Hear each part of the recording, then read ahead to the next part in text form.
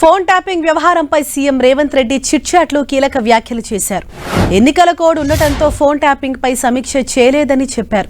ప్రతి విషయానికి సీబీఐ విచారణ కోరే కేసీఆర్, కేటీఆర్, హరీష్ రావు ఫోన్ ట్యాపింగ్ లో ఎందుకు కోరట్లేదని ప్రశ్నించారు. ఫోన్ ట్యాపింగ్ విచారణలో పోలీసులకు స్వేచ్ఛ ఇచ్చారని తెలిపారు. తమ ప్రభుత్వం ఫోన్ ట్యాపింగ్ చేయట్లేదని, అలాంటి పనులు తాను చేయబోనని చెప్పారు సీఎం రేవంత్ రెడ్డి.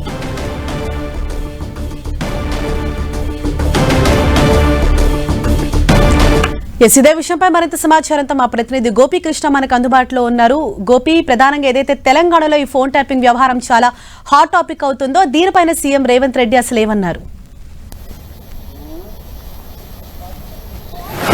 గత ప్రభుత్వ హయాంలో జరిగిన ఈ ఫోన్ ట్యాపింగ్ వ్యవహారం అనేది ప్రస్తుతం హాట్ టాపిక్ గా మారింది. తెలంగాణలో కాంగ్రెస్ ప్రభుత్వం అధికారంలోకి వచ్చిన తర్వాత ఈ ఫోన్ ట్యాపింగ్స్ జరిగాయి. కీలక వ్యక్తులు అలాగే ప్రతిపక్ష నేతలు సహా అనేక మంది వ్యక్తుల ఫోన్లన్నీ కూడా ట్యాప్ అయ్యాయి అన్న విషయాలు వెలుగులోకి వస్తున్న నేపథ్యంలో అసలు ఈ ఫోన్ ట్యాపింగ్ వ్యవహారం ఏ విధంగా వెలుగులోకి వచ్చింది, అసలు ఏమైనా కేసు నమోదు చేశారా ఏంటి, ఇవన్నీ కూడా ఢిల్లీలో మీడియాతో జరిగిన చిట్ చాట్ లో రేవంత్ రెడ్డి వెల్లడించడం జరిగింది. సీఎంగా ఎన్నికల కోడ్ ఉన్న నేపథ్యంలో సీఎంగా ఇప్పటి వరకు తాను ఈ అంశంపైన సమీక్ష జరపలేదు. పోలీసు అధికారులకు పూర్తి స్వేచ్ఛనిచ్చాం, వారే ఇన్వెస్టిగేట్ చేస్తున్నారు.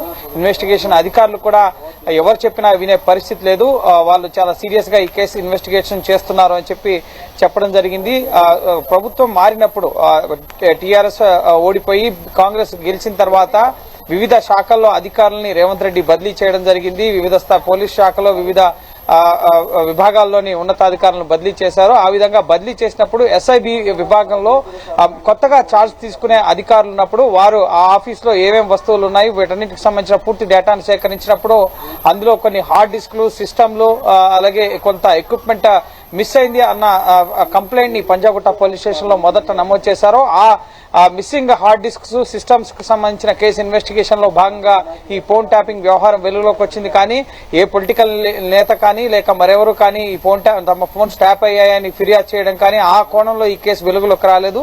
ఈ హార్డ్ డిస్క్లు మిస్ అవ్వడం, సిస్టమ్స్ కనపడకుండా పోవడం ఈ కోణంలో వెలుగులోకి వచ్చిన తర్వాత ఈ ఫోన్ ట్యాపింగ్ వ్యవహారం అంతా వెలుగులోకి రావడం జరిగింది. ఫోన్ ట్యాపింగ్ ఎవరెవరు ఫోన్ ట్యాపింగ్స్ జరిగాయి, ఎవరెవరు ఆదేశాల మేరకు ఇవి చేశారు అన్నది ఇన్వెస్టిగేషన్ లో భాగంగా కొత్తగా వెలుగులోకి వస్తున్నాయి అనేక విషయాలు. సో ఈ అంశంపైన రేవంత్ రెడ్డి ముఖ్యంగా ముఖ్యమంత్రిగా తాను ఎటువంటి సమీక్ష జరపలేదు. భవిష్యత్తులో పోలీసు ఉన్నతాధికారులకు పూర్తి స్వేచ్ఛనిచ్చాం కాబట్టి వారే ఇన్వెస్టిగేషన్ కొనసాగిస్తున్నారు. అలాగే మొదట మిస్సింగ్ ఎక్విప్మెంట్ గా ఈ హార్డ్ డిస్క్లు అలాగే సిస్టమ్స్ కనపడకుండా పోయిన కేసుని తర్వాత ఫోన్ ట్యాపింగ్ వ్యవహారం వచ్చిన తర్వాత దీనికి సంబంధించి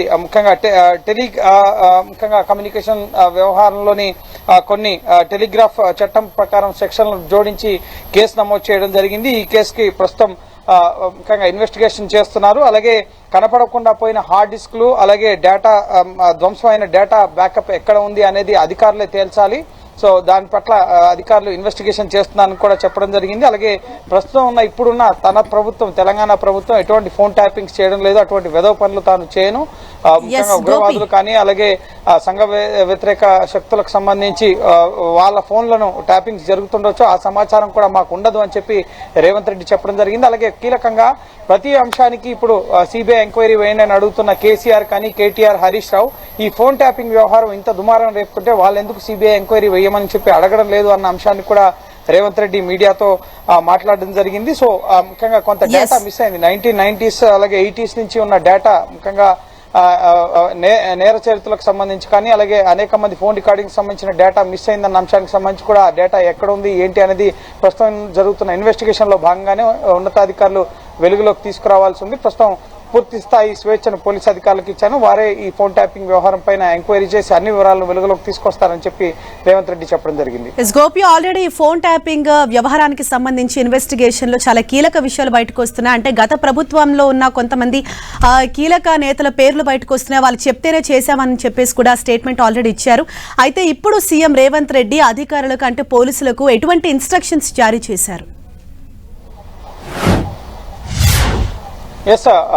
ఈ కేసు ఇన్వెస్టిగేషన్ చేస్తున్న అధికారులు ఈ ఫోన్ ట్యాపింగ్ ఎవరు చెప్తే చేశారు అన్న అంశానికి సంబంధించి గత ప్రభుత్వంలో ఉన్న పెద్దలు కానీ మంత్రులు కానీ సో వాళ్ళ సూచనల మేరకు ఈ వ్యవహారం అంతా కూడా నడిపించారు. కానీ దానికి ఇప్పుడు ఎవిడెన్స్ కావాల్సి ఉంది.